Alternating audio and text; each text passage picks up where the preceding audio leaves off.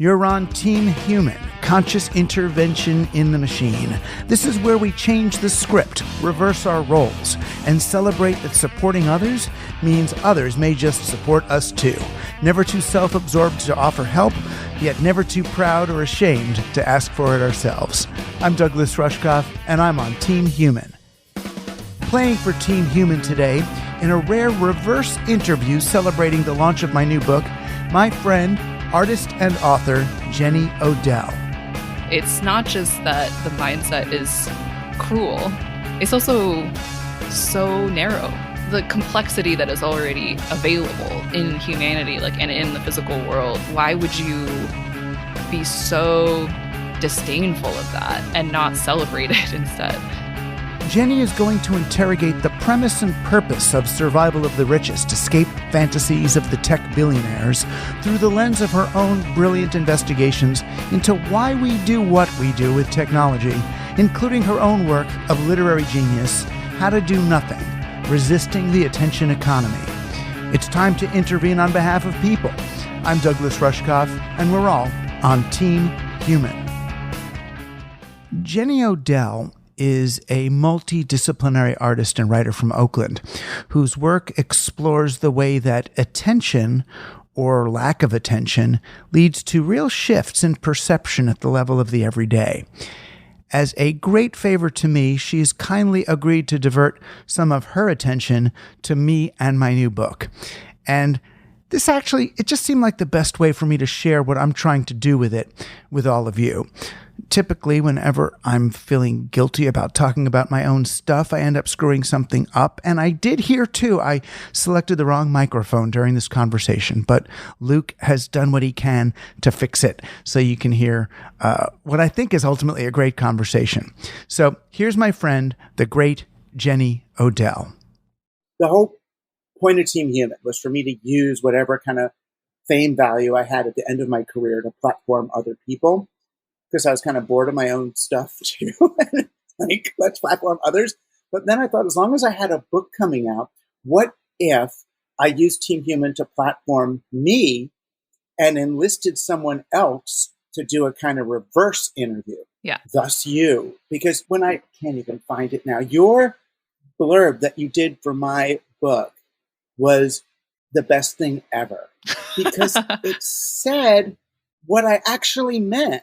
And it was like, oh my God, someone got it. Because everybody reads Survival of the Richest and they think, oh, doomsday, this is so sad. And you wrote, I'll read what you wrote. Survival of the Richest is more than a primer on a soulless worldview pervading all aspects of life. Defying fantasies of escape from each other, from earthliness, from Earth, Rushkoff offers something at once more realistic and more imaginative: mutual regard, responsibility, and flourishing. In doing so, he mounts an impassioned defense of everything and everyone marked expendable in the fanatical pursuit of a blank slate. And I was like, I cried out loud. I was like, probably because you got to the end of it. Someone got it, that I'm a cheerleader of humans. I am on Team Human. These guys are not scary to me so much as laughable. They're crazy. And I was like, oh, she got it. But then again, when you look at the books you write about, at the end of my book, I'm talking about people doing the lying down and leaving, taking back their time. Yeah. You've been on this. Yeah. You've been on this since the beginning. Yeah, totally. Yeah, because I think, I don't know, it was really wonderful for me to read it having grown up here. Was the other thing. I grew up in Cupertino, and I think... Were your parents Apple employees? No, my mom worked for HP, but that campus was demolished, and that is where Apple is now, oddly enough. The spaceship campus. The big circular fort? Yeah. Yeah. So that's a strange thing. And then my dad worked for Tandem, which I don't know what happens to Tandem, but they had kind of boring tech jobs, I would say. This is pre-startup. Right. But it did mean that a lot of the people I went to high school with ended up working in tech. And there was already in school, there was kind of an ethos that is still very familiar to me. And I don't know if it's because of that or that I associate it with a physical place rather than an app or something. I've always seen this worldview. It's just kind of arbitrary. That's why I appreciate it being called the mindset, is because it's also a mindset. And I feel like if you're not super familiar with it, or if you don't like think about it that much, you can start to just accept it or like take it for granted. Right. I mean, that's part of the point of the whole book, was to say, okay, if I name this mindset, that was actually, I used the word mindset once, and then the editor was like, oh no, you got to go back and make that the organizing thread. And he was so right, because once you do that, then it's like, okay, when we hear Musk or someone talking on Twitter or YouTube, we can go, there's mindset.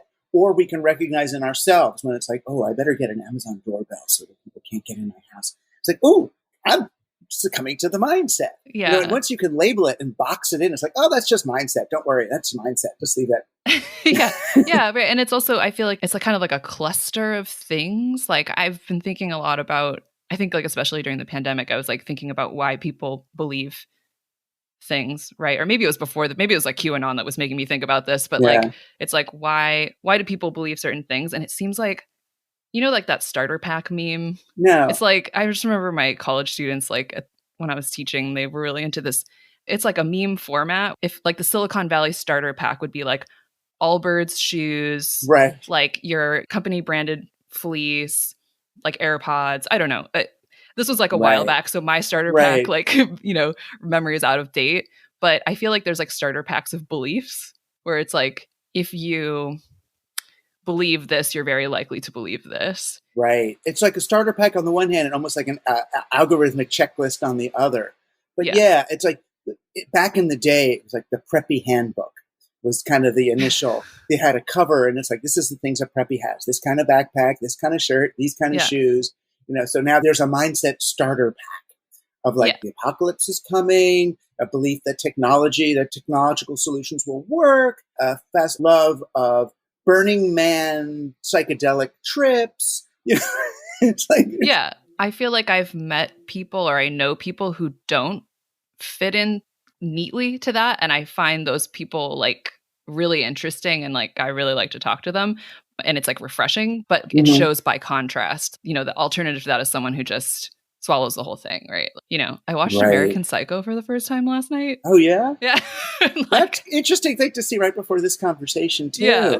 Like, and I kind of went in cold. Like, I didn't actually know that much about it. And just like the scenes of like, he's listing the products that he uses. And there's that scene where he's like peeling the face mask off and talking about how he has like no identity and he just wants to fit in, and how everyone keeps getting mistaken for each other because they're all the same. I don't know. It's kind of like an interesting model for that kind of like of the starter pack of like this is your worldview, and it dictates like how you see other people, like whether you see them as like being alive or not, and sort of like your entire value system. Like everything is reflected through this view. I remember thinking about that back when I was in college.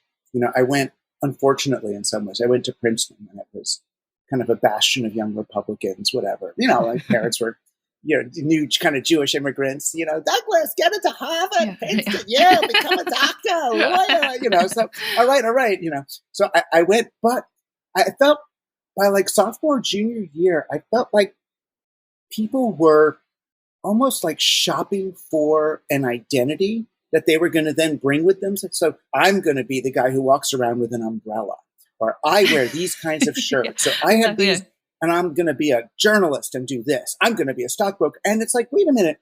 Why can't you be a stockbroker who also goes to Grateful Dead shows? Or why can't you be an artist who's a total staunch conservative Christian? Why do you have to then why do you have to be so consistent with the profile of the identity you're choosing?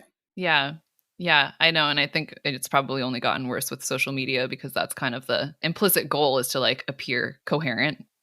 Right. Right. What you end up with, though, is a bunch of people basically cosplaying, these different, everyone's in drag to some extent. I mean, that's kind of, I was wondering, like, I mean, you've talked to these people, or like, the very beginning of your book, you're like in these meetings basically, right? Yeah. With people who sound like quite serious about the scenarios that they're imagining. But sometimes I wonder, like, do you feel like they really believe that? Or is this something that you put on? You know what I mean? I know. I kept wondering, because that was when, and I asked them, I said, you guys are billionaires. Are we playing, or is this real?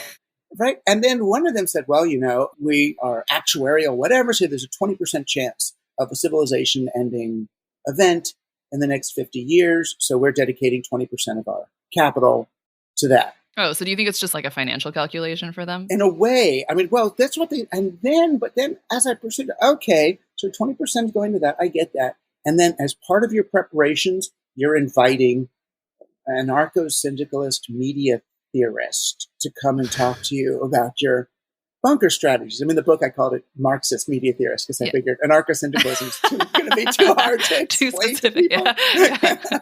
It's like I only learned it myself when I was accused of being one to talk. I go back to the hotel and looked it up on Wikipedia, and I'm like, ooh, that actually sounds good. Cottage industries networked together, and it just sounded good. Very kind of pre-crypto, cypherpunky worldview. But why come to me? And that's when it was like, oh, this is the way you guys kind of entertain yourselves, and the way they justify doing the awful shit that they do. So it's like they want to have retreats. They want to isolate. They want to create whatever they are, virtual reality simulations. To them, if there's a strong possibility of a big bad thing happening, then they are justified in leading their alienated, isolationist, individualist lives.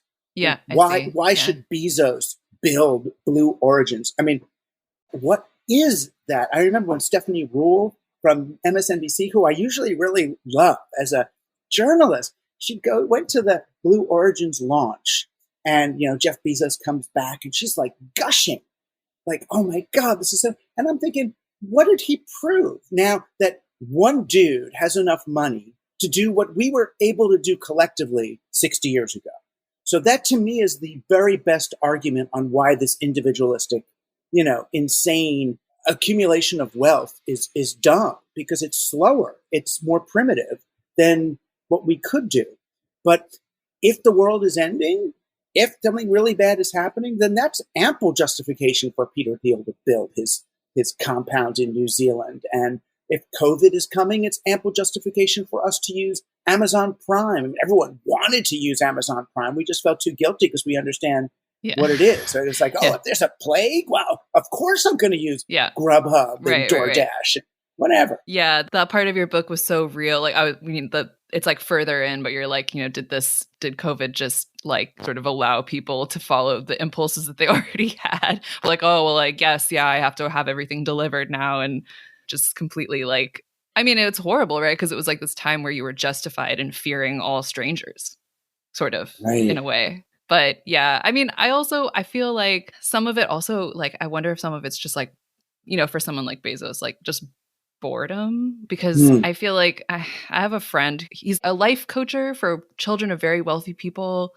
in China. Okay, like that's my best description of what he does. Right. But he was saying that like there's sort of this thing that happens when enough people, like they reach the American Psycho level, let's say, right? Like they all have the same car, they all, have the same signifiers of wealth, which become meaningless. So they have to like ascend to another level in order to distinguish themselves. And like that tips them over oftentimes into like culture, like, or philosophy, like wanting to have a school established in their name, school of philosophy, or like going to outer space, or like these things where it's like, I need something that like almost money can't buy, but it can buy, but almost can't buy, like only for me, only I can afford this. And also just like this just sheer boredom. If you're having everything done for you and you don't sort of have genuine interactions with the world, like you probably really want that, like some, I don't know, like sense of that you're doing something. I don't know. Right. And then each one of them kind of has a slightly different brand, but they got to stay on brand for the category of human they are, the ultra tech billionaire mindset person, but they have a thing. So like Peter Thiel's is this Rene Girard philosophy thing. Yeah. His 0 to 1 orders of magnitude idea, or for Zook, it's like Augustus Caesar and the haircut and this pretension that he understands history. And I'm like, read to the end of that fucking story, dude. It doesn't go well. But he's got the haircut, and he's, he's trying to make his, face look like the, one of those Roman sculptures or something. So each one of them, or Musk has his own, now he's that sort of replacement troll in chief. He took over from Trump. And, oh, poor Musk, though. And then I feel like these guys don't actually have personalities anymore, that they've jumped into the standing wave of culture and just sort of embody it, but they're gone. They're like disappeared. Like, it reminds me of in the Bible, there's this moment where when God says to Moses, "Oh, Pharaoh, I hardened his heart." So as if Pharaoh's gone. Pharaoh's not there. He's just playing his role now. That these guys are so programmed or self-programmed into they've so bought that identity, that starter kit, that software stack. Yeah. That they're stuck. Yeah. And it's totally like a filter that everything passes through. I don't know if you remember in How to Do Nothing, like I have the Martin Buber sort of moment with like I, thou, and I, it. And it's like, I feel like the mindset is like 100% I, it, right? Like almost even to your own relationship to yourself, like you're in it. Well, that's interesting. That is, there's this phrase that's always bothered me or confused me that they use a lot, self-sovereignty. And self-sovereignty is what you're saying. It is I, it. I am king of that person, me. Yeah. I'm self-sovereign, right? Yeah. So it's like, I'm not just going to objectify women and wish that they were robot women instead of real, which they do. They would rather be with a lighter Oculus Rift, having sex with a virtual person who's not going to complain or have needs or anything than real, right? Everybody's that objectified. They're workers, they're customers, but you're right that when it goes all the way to themselves, then they might as well just upload their consciousness to a chip or something. They're not human anymore. Yeah. And that idea, like the uploading, I've always had such a problem with that, just on a purely logical level of like, I've been thinking a lot about memory because, the book that I just finished the draft of is about time, but I've just been interested in memory for a long time. And I also have, had the privilege of living in the same area for my entire life. So the whole Bay Area is very kind of storied for me. Like everything has these layers that like, I can, if I want to experience my 20s, I just take the ferry to San Francisco. It's over there. Like I can walk around, all of those memories come back. Are those memories in my head? Yes, sort of. But like similar to writing, like I really need that kind of like substrate for my access to those memories. And like, that's not a new observation. Like, but it's just like, if you think about how distributed, like you're just on that level, there's so many other levels, right? Like identity and sort of like the way your identity is even formed, like in contact with other people and things. But just on the level of memory, it's like, I don't know. I don't think that like my memory is alone contained in my head. So if I uploaded myself, like where do those go? Well, right. It's this reduction of memory to data, as if our memory is like a computer's memory, because the whole internet, everything, all of it, even processing is based in memory. It's RAM, random access memory is where that takes place. So we end up in this memory environment, but it's a digital stored memory environment that's not, I don't think, even analogous to consciousness and the way human memory, it's just different. I mean, Westworld got into a little of that because the robot's memory was so much different than the human's memory, which is my kind of favorite part of that. But I feel like McCoy, who didn't want to go on the transporter because he wasn't sure that the transported version of him is really him, or is it a reconstituted version of him now with all those memories but new? It's like, I get that you could mind clone something with Kurzweil and put it on Google's big server, but when does your consciousness and awareness move from your body to that? I don't think it does. I think it goes when you die, or maybe it goes into another dimension, but it's not going to be on that thing. Yeah. And I really loved, the part where you were like describing the sort of debate that you had with him, right? With Kurzweil? Yeah. Yeah. And you're sort of like, but what about the squishy stuff? And it's like, I think that's like what I was trying to get at in the blurb was like, it's not just that the mindset is cruel. It's also so narrow. The complexity that is already available in humanity, like, and in the physical world. Why would you be so disdainful of that and not celebrate it instead? Because they're scared. And people don't really talk about it. For me, the hardest part of the book to write, the scariest part of the book to write for me was the argument with Richard Dawkins. Oh, yeah. Because he's basically saying we're just selfish genes. Human consciousness is basically an illusion perpetrated by genes to get us to extend them. You're helpless. You're nothing going on here. Move along. Nothing to see here.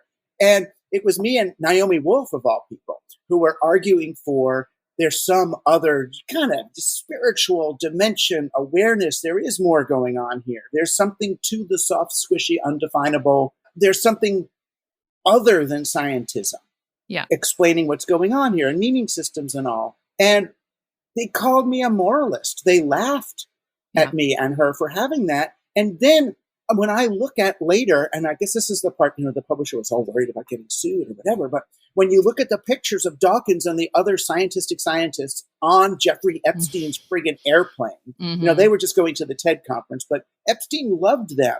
You got to realize that scientific, genetic, almost eugenic understanding of the world is fuel. It's candy for an Epstein who's looking for ways to justify his mistreatment of all these its, these 14-year-old female its, because they're just flesh and genes. Who cares? Yeah, and the idea that he wants to sort of extend his genetic influence, with his superior genes. Right, Genghis Khan did it. Yeah, yeah. That was so crazy. I think I drew a lot of exclamation points on that page. But it's the ultimate objectification. But I do think it comes out of fear. That's why, I always go back to Francis Bacon and the early, Royal Academy of Scientists talking about we're going to control nature and tame her, and hold her down and submit her to our will. It's like, what kind of dude is coming up with scientific systems as a way to contain her? So it's pretty clear what they're thinking. Women are scary. It's dark out there in the woods. There's mushrooms and wet things. And, let's clip it, dry it, pin it, and control it. Yeah, it's almost funny because it's that's so hard to do. Not to say that, people haven't been dominated and that it's not exploitative, but it's there is a aliveness on the other side that is can't actually be contained on multiple levels, and I feel like that's such a, I don't know. It's one of those things where I'm haven't we learned that this tactic doesn't work? I would have thought so, know, and it's we got to do it each time. And I guess it's because it's a new media environment. I mean, I didn't get into it much in the book, but the idea, your work is a lot about this, that the digital realm is a symbolic world. It is, what the postmodernists would have talked about. It is a simulacra. It's not here. It's a symbol system. And that's why it dovetails so well with capitalism, which is, again, a symbol system used to mete out who gets what, but it's not a condition on the ground. It's a set of numbers that, that dominate what happens on the ground. So that if we have this digital realm and these guys look and go, oh, digital realm, that's more to my liking. Everything's contained, everything's quantized, everything's here or there. Let's just use that for everything. And it leaves us out. I keep talking about movies because my boyfriend and I have been on this movie tear for the last 2 years. Yeah. But the COVID movie tear? Yeah. Did you get Criterion Channel yet? I think we have it. Oh, it's so cool. That's my main thing now because I watch weird 1960s French cinema. Oh yeah. Wow. So where good. the hell was I? Where was I? Right. Totally. But I watched The Truman Show, which I think I saw, a really long time ago, but I rewatched it. And there's a part at the end where he says, "You never had a camera inside my head." It's the very ending where guy who's sort of overseeing and directing the whole thing is I've been watching you your whole life and I know you, I'm omniscient. Right. And then he's well, you never had a camera inside my head. And I just couldn't stop thinking about that line afterward, that there's movement that you ultimately everyone has agency, right? And there's a movement you can make in your mind that is not, as of right now, capturable or necessarily even predictable. And it can't be. And the minute we believe that they actually did figure us out, that they do have, those guys, the same Dawkins people, the parties I didn't get invited to and the events and things were all these things that Brauchman and the edge scientists were doing about behavioral finance. So behavioral finance was sort of the psychologists and digital guys and algorithm writers' effort to figure out what are the exploits in the human mind, in our consciousness, as if they could get inside. But they really, really can't. There is, I must maintain, there's something inside us that they cannot reach with their algorithms and probes. Yeah, totally. Like, I mean, I like the very end of this essay that, Process World, that magazine. Yeah. Oh my God. I got them right here. For people who don't know, it started in the late 80s or early 90s by these guys who were working in offices. And what they taught was workplace sabotage at the early computer era, like how to use magnets on a hard drive to erase what's on it. Then they can't make you work because all your data's gone. I mean, it was really fun, slacker revolt kind of stuff. Yeah, totally. Yeah, I really love it. But so Chris Carlson, who was one of the editors, he just wrote an essay like very recently. I don't remember the name of the website. It's like Institute for Anarchist Studies or something like this. But it's kind of like a lit review of like talking about like what happened with Silicon Valley over a long period of time, and then weaving into like different books like Surveillance Capitalism. And I think my book is in there somewhere. But the very end, he talks about like, or he's sort of paraphrasing the, this idea that like, now we are the product, right, of these kind of systems. Right. But then the very last sentence is something like, but unlike oil or, some other kind of resource, he's like, we can think for ourselves, can't we? And it's just like, again, it's like similar to the, like, you never had a camera in my head. Like, I'm just like, that seems like that little sliver is like so important to hang on to and to remember. Like that's your window of like freedom. Right. There's still the choice.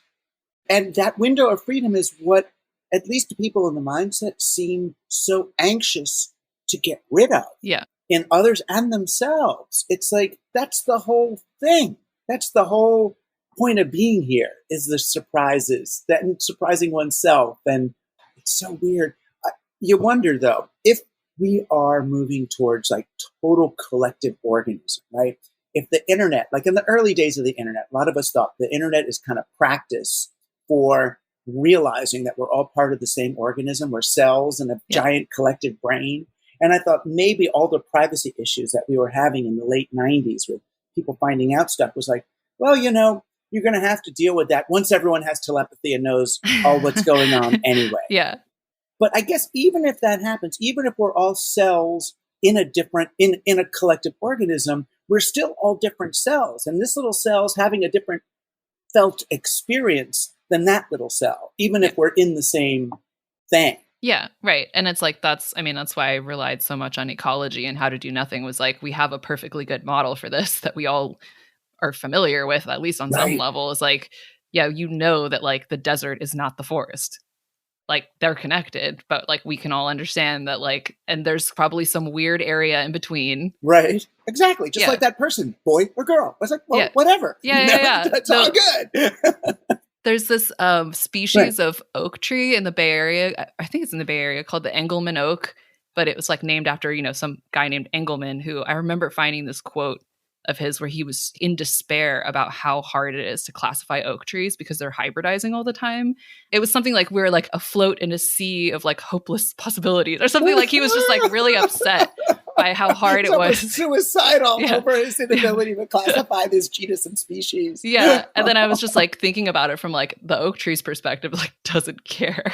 Like, I'm an oak tree. I really couldn't care. Exactly. Yeah. I really couldn't care. You don't have a box to put me in. Oh, I'm sorry. It's like, and that was why I always talk about like, what is it like for the audio engineer that wants to auto-tune James Brown?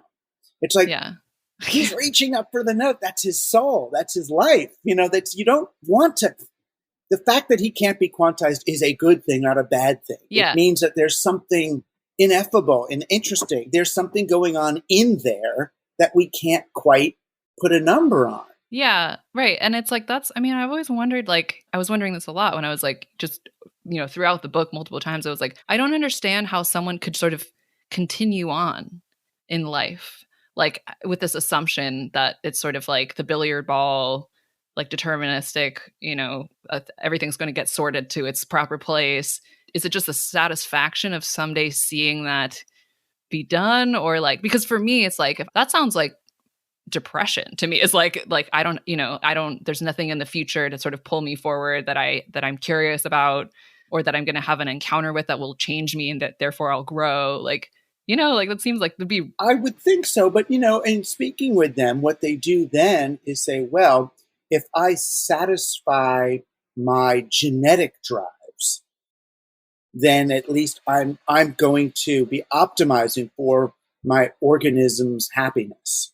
So that means having as many little children look at me with faces that I recognize as having some of my genes in it, seeing my name on hospital buildings and university buildings, I guess getting attention, getting mirror neurons firing, oxytocin, and I guess, yeah, I mean, that makes sense. And maybe, I can't know what it's like to experience that, but it's like not the very end, but the end of American Psycho is like, it's like there's this theme of like he can't escape, right? Like he keeps going into like he goes into a building and it looks just like his building, but it's different. He gets stuck in a revolving door. Like everyone, all the women in the movie are blonde. And at the very end of the movie, behind his head, like the very last scene, there's a sign that says "This is not an exit." There's just some like deep irony to me that like moving in this direction of getting like more and more power, you're ultimately staying on a certain type of plane and not ever kind of getting into the next level of like encounter but it's like, maybe, I don't know. Maybe that person doesn't want encounter. Yeah. It's weird though. I thought about it. The way that I got infected with it was so well-meaning. We were just talking about my parents before wanting me to go to an Ivy League school and become a doctor. Well, my dad was raised in what we would now think of as slums, in true tenement living, with 9 people in a little apartment and they take baths in the kitchen. I mean, the whole thing. And he always told me the story about how he lived in this bad neighborhood, but he worked hard to make money to get out of that neighborhood and raise his kids somewhere better. And that is the mindset, though. You're in a bad neighborhood. What do? Earn money and get out of the bad neighborhood. Rather than no one thinks what about making my neighborhood better? Yeah. Rather than escaping it. Once you are on that particular thing, it's never enough. And the further you go, I mean, that was my experience growing up. When we left Queens, which was a community, our block, really, we lived on a dead end in Queens. It was one barbecue. It was this whole thing with families all going in each other's houses. No one knew where anybody's kids were. It was just a thing. We moved to Larchmont because my dad got a better job. Everyone had their own barbecue. It's like, because we're richer. It's like backyard culture instead of front porch culture, however they put it. It was antisocial. So the better we did, the more extracted we got. And that was nothing compared to these guys who have islands of their own or seasteading nations. It's like reversing that. And then, of course, you need to earn more money to get that. So you're going to have to work really hard. And it's like the opposite. That's what I'm loving in your work. In the last book, it's like, I'm inspired by slackers. That's what I was. I'm inspired by the what's it called? The lying down movement. Oh, lying flat. Lying flat in China, where the young men are just like, fuck this, and just lie down in the street and say, that's it. I'm not going to work. Yeah. Yeah. My friend just told me there's like a new version of it called Waste Away. And he said, that doesn't sound so good. I mean, it sounds like very similar. And it just has like images of like a cat, like upside down on an armchair, just like, ugh. Yeah, my boyfriend and I were talking about the other day about like just wanting sort of the consumptive mindset, like wanting to buy things or wanting to immobilize and buy things. And he was telling me about this tiny sake bar that he went to in Tokyo that was like very, very small. It was run by this very fanatical guy who's just like, he's just all about sake. And it was very, Japan kind of close attention to this like one thing. And my boyfriend was there with his friend and then these 2 people, I think from Berkeley. And basically at some point the guy running the shop was like feeling like the atmosphere is good enough. He's going to go bring out this like special bottle that he only has one of that he made of sake. And he like pours it for all of them. And it's like this amazing experience. And one of these women was like, how much can I buy? Maybe he had 2 bottles. She's like, can I buy a bottle of this? And he says, it's not for sale. And she's like, yeah, okay, but hypothetically, how much would it cost? And he's like, it's not for sale. It doesn't have a price. Right. And like, she's apparently spent the next half an hour trying to like determine the price of this thing. And it's like, and we were talking about how the irony is that actually probably what she really wants is to have the same relationship that this guy has to the sake. But the only way of like trying to get at it is by trying to ascribe a price to it, which is like the way that you kill something. It was like this deep tragedy. It is a tragedy. It's like degrading the quality of the experience. It's like if you have sex with somebody and then go, well, how much would that have cost? What do you mean? Well, how much would that have cost if I were, a stranger, just, wanted to have that experience that you just, it's like, that's, it's like the fact that he brought out this sake to those people at that moment was because he felt an intimacy with them to share something. And for them to then, for even just one of them to say, well, what's the number that you assign to that? It's like, you didn't get what just happened between us here. Why I felt comfortable doing that. I'd take the bottle back. Be like, yeah. Well, and it's like, and I love it too, because it's like, it's not even like, he wasn't saying it was beyond, he wasn't saying it's beyond anything you can afford. He was saying that like the concept of a price is foreign to this thing. This is not, it's just fundamentally not for sale. And it's like, I love it because it's like I love thinking about those things that are not for sale. Oh, yeah. And it's American that we think it is. I remember that a friend of mine, I won't say his name, he wouldn't mind, but I won't. A friend of mine from Institute for the Future and we're in Hungary together. And we went for a meal and he wanted like the chicken or whatever and it said, chicken and rice. And he was like, can I get it with the potato instead? And the guy's like, no, that comes with rice. And he's like, well, no, if you've got potato, you mean you could serve the veal with potato, just do the potatoes instead of the rice, put it on there. And he's like, no. And he goes, look, I'll pay extra. It's fine. He goes, no, the chicken goes with rice.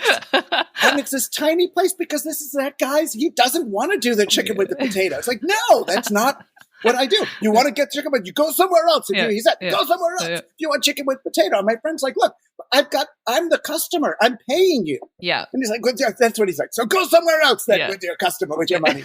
And I was like, wow, this is another country where to the guy who's making this food and serving it, to him, it's important that it be the coherent dish that he came up with. That's what he's doing there. Right. Yeah. It's amazing. It's also like, I feel like that's a really good metaphor for or like analogy for like the importance of like context, right? Like that you can't, like the different things in this dish are not like tracks on Spotify.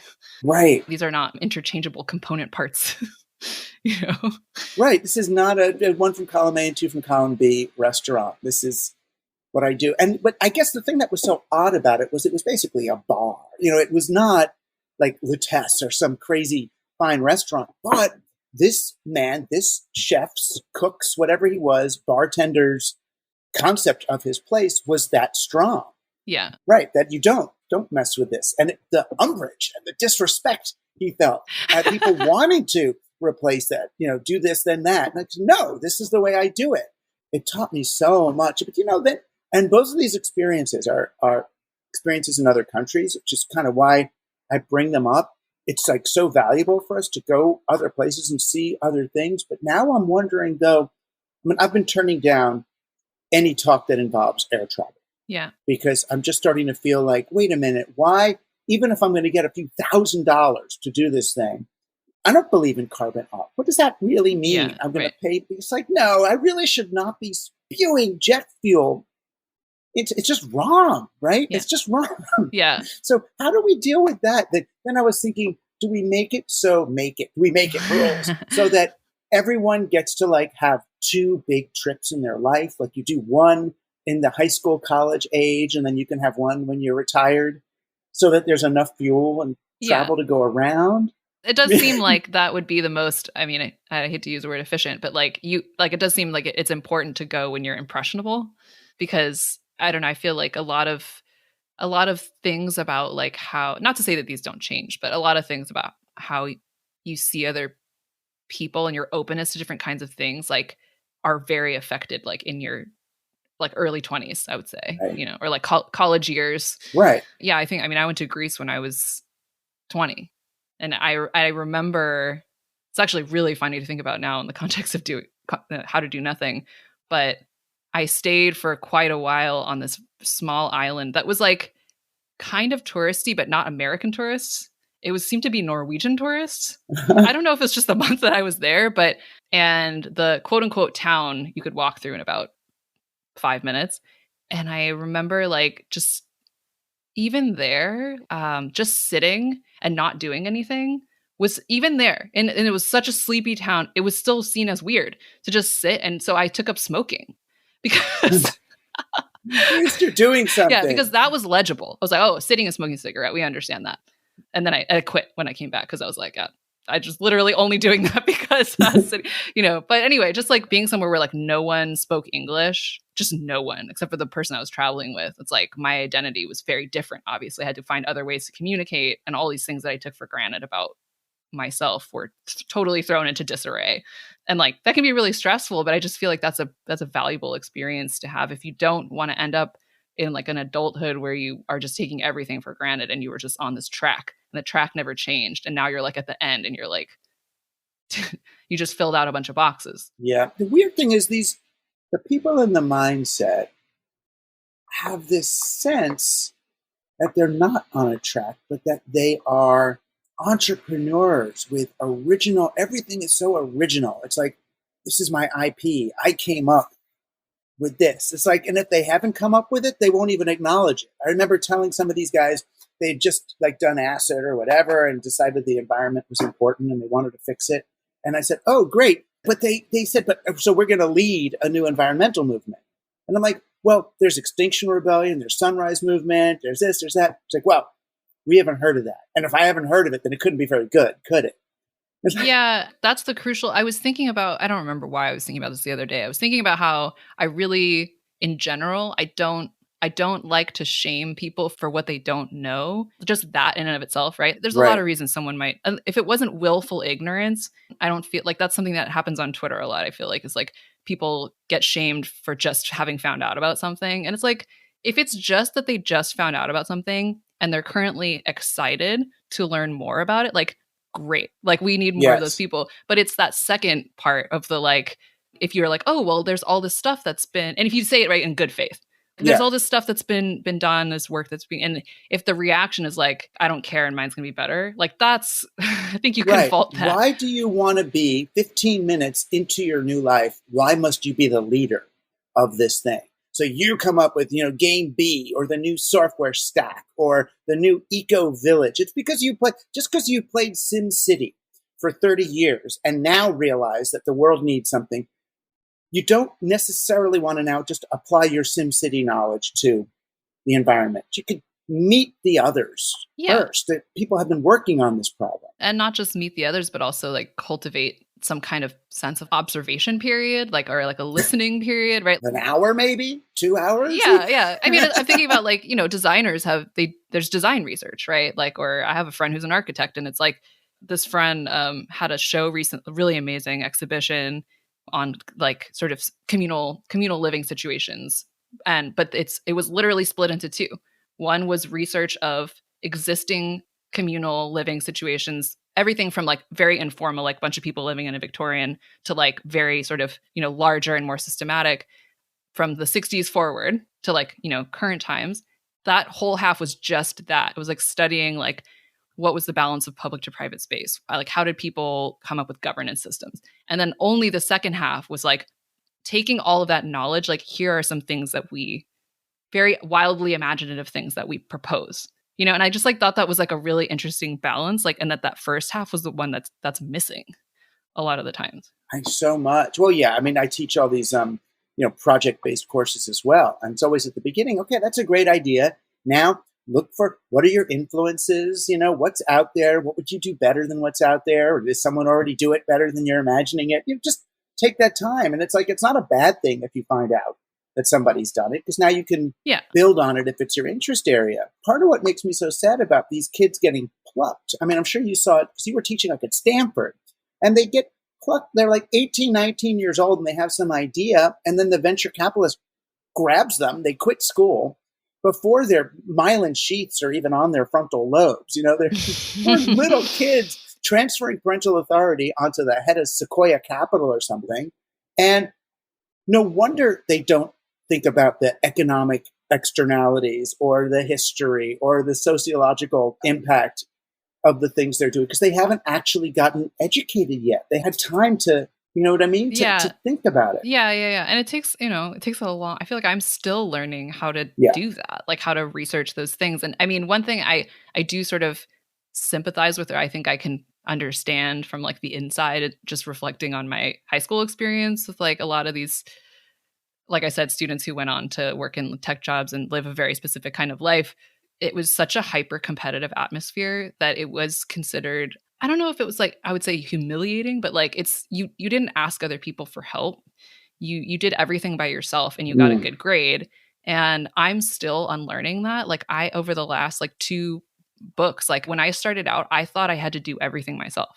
And like, it did not occur to me to simply just email someone who knows about that. And not in a like Silicon Valley, like I want to pick your brain kind of way where it's like, because I've been the other person in those, and like that still feels very extractive, but like just honestly being like, I don't know right now. I'm going to like, and I'm going to be honest about that and try to and they might say no, but you like contact another person and be like, I'm in the dark about this thing and I'm interested in it. And maybe I have no right to even talk about it, but can I ask you some questions or can we have a conversation? Like, and then it's so much better, right? Everybody wins. Like, it's just, I think it's interesting that like the sort of upbringing and like the early academic experiences, like they really don't teach you that they don't even put that on the table. Right.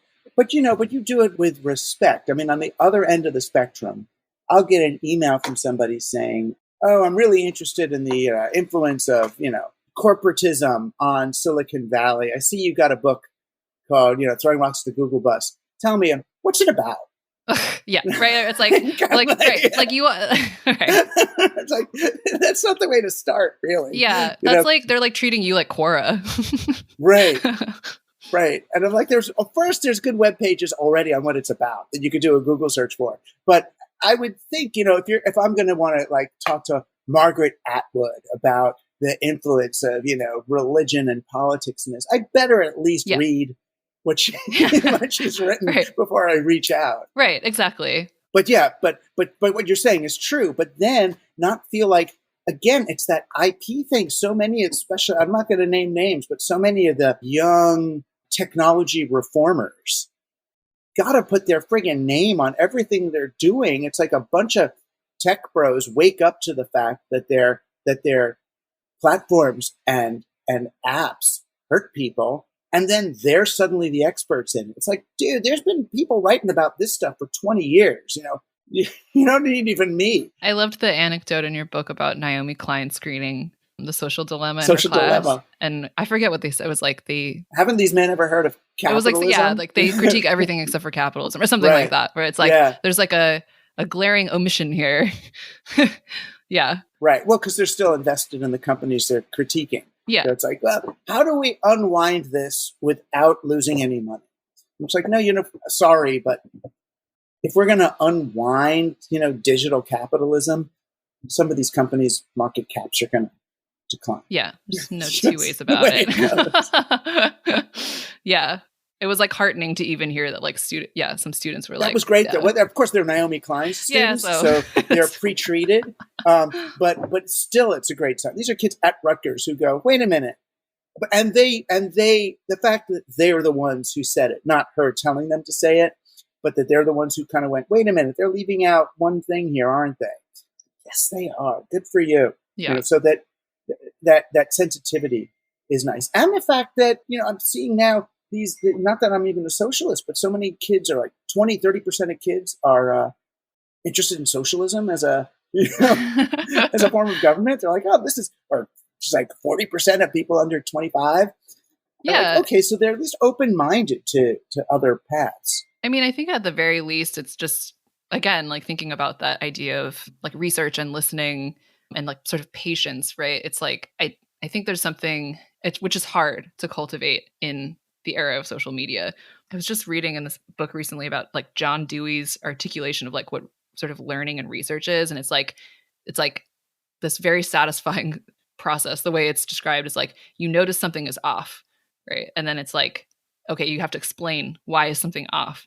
And then you have to explain that. And then you have to explain that. And you get like deeper and deeper, and you might find this like fundamentally sort of constitutive problem that like, and then like learning represents the sort of process of like resolution of that into a situation that now like makes sense. Oh, that's great. That, I could say that's the process I had with every single book I've written.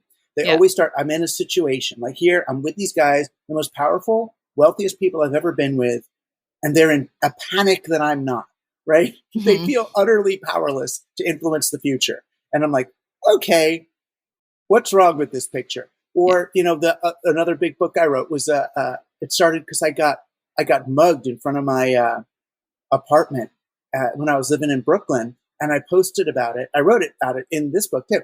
I posted about it on the Park Slope parents list that, hey, I got mugged at this address. And I got 2 angry emails from people who were pissed off that I said where I got mugged because it could negatively affect their property value.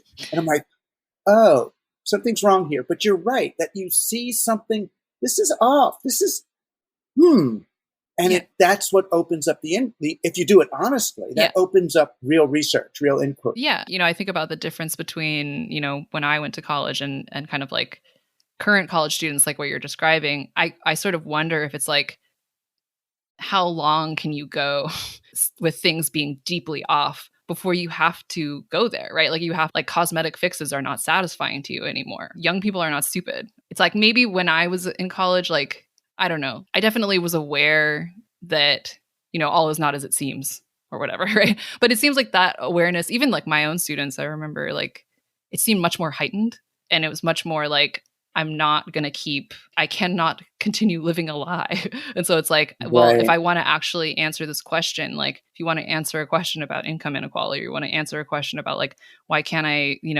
achieve the American dream? Like any of these questions, right? They're all going to sort of lead you into an area that like maybe you didn't initially set out to go, but that's where you have to go.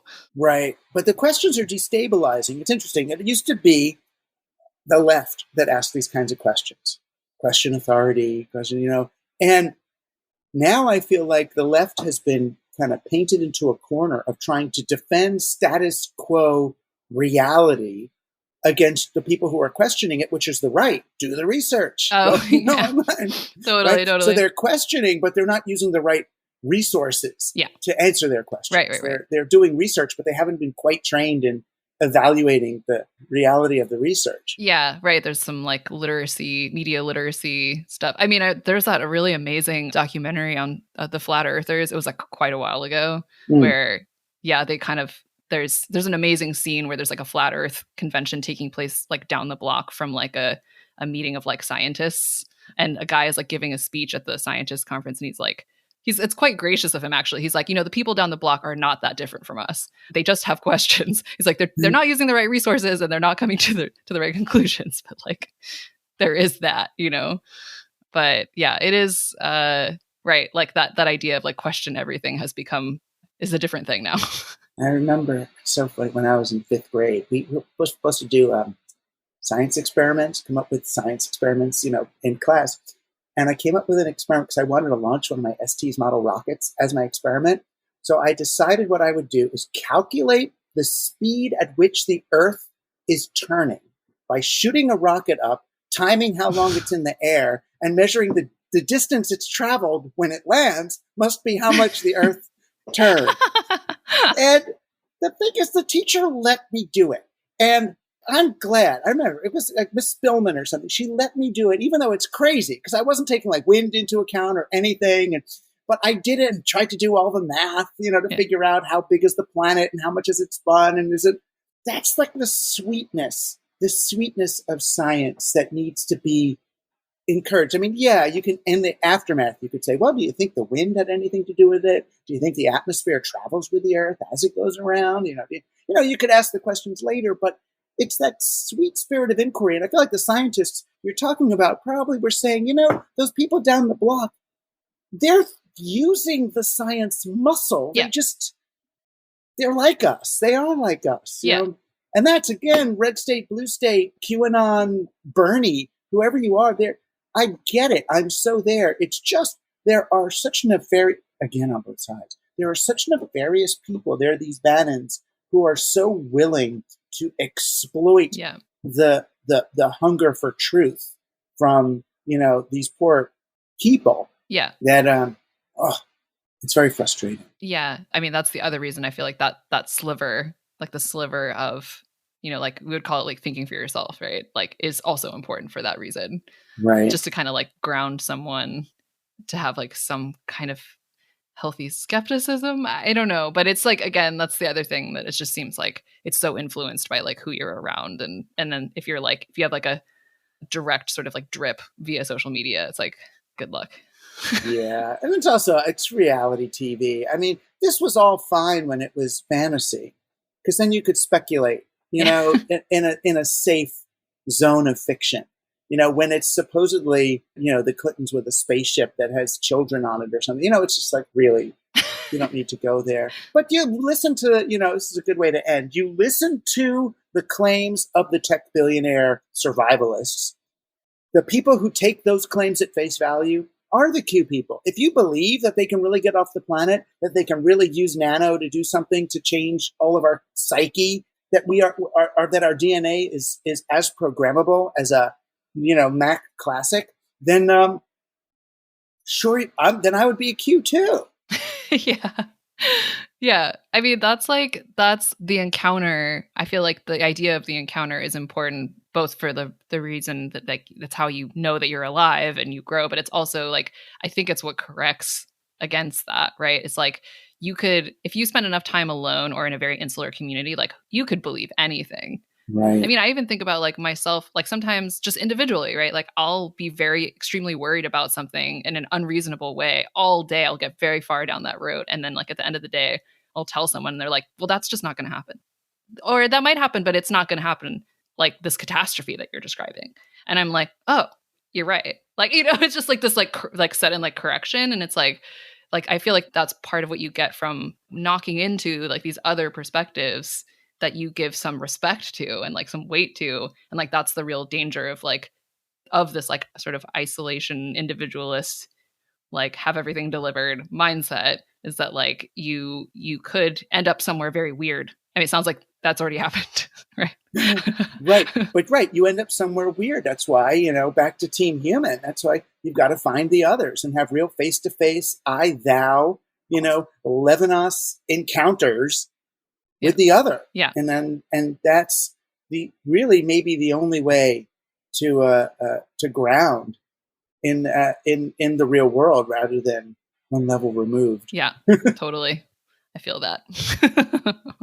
Well, thank you, Jenny. Thanks so much for engaging with me about my stuff, but engaging with me on the occasion of my launch. It means a lot to me. And it meant so much to me that you read and got this. It was like, you've been a great inspiration to me over these past 4 or 5 years. And I don't think I would have written this had you not existed. Oh, I don't think I would have. I really don't. I don't. I feel I'm in conversation. I'm in conversation with some other people too, but I'm definitely in conversation with you. And this is, and it's so much better than to not. Yeah. So thank you. Thank you for being there and what you do. Thank you. And thank you for being on Team Human. My guest and host today was Jenny Odell, the multimedia artist and author of How to Do Nothing, which you should learn how to do. You can find out more about her work at jennyodell.com. You can get my brand new book, Survival of the Richest, at any bookstore or public library. I also did an audio version with recorded books. Team Human is produced by Josh Chapdelaine and edited by Luke Robert Mason. I'm Douglas Rushkoff, and you've been on Team Human, our last best hope for peeps.